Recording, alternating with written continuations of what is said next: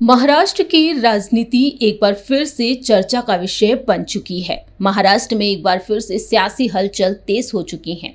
उप मुख्यमंत्री एकनाथ शिंदे ने अपने बेटे और लोकसभा सांसद श्रीकांत शिंदे के साथ हाल ही में नई दिल्ली में केंद्रीय गृह मंत्री अमित शाह के साथ अहम बैठक की और इस मुलाकात में अहम मुद्दों पर चर्चा की गई है। दावे किए जा रहे हैं कि अब एकनाथ शिंदे के बेटे श्रीकांत शिंदे को एक और अहम जिम्मेदारी मिल सकती है, जहां एक और जल्द ही मानसून सत्र की शुरुआत होने जा रही है और इससे पहले बैठकों का दौर शुरू हो चुका है। दरअसल मोदी कैबिनेट में बड़े फेरबदल हो सकते हैं और इस बीच श्रीकांत शिंदे को लेकर जो खबरें सामने आ रही हैं वो चर्चा का विषय बन गई हैं। दरअसल बैठक में केंद्रीय मंत्रिमंडल के संभावित विस्तार और शिंदे गुट की बढ़ती राजनीतिक भूमिका को लेकर चर्चाओं का दौर शुरू हो चुका है। सूत्रों के मुताबिक दावा किया जा रहा है कि अमित शाह के सरकारी आवास पर जो बैठक हुई वो 1 घंटे से ज्यादा समय तक चली और महाराष्ट्र से जुड़े विकास कार्यों, सांसदों के लंबित मामलों और आगामी केंद्रीय कैबिनेट की योजनाओं पर विस्तार से चर्चा की गई।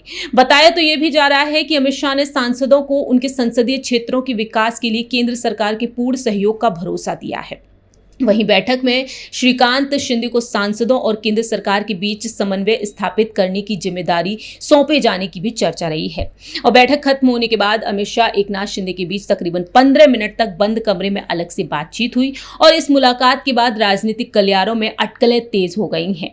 सूत्रों के मुताबिक केंद्रीय मंत्रिमंडल के संभावित विस्तार में शिंदे गुट को एक कैबिनेट मंत्री और 1 या 2 राज्य मंत्री पद मिल सकते हैं। श्रीकांत शिंदे को कैबिनेट मंत्री पद का मजबूत दावेदार माना जा रहा है।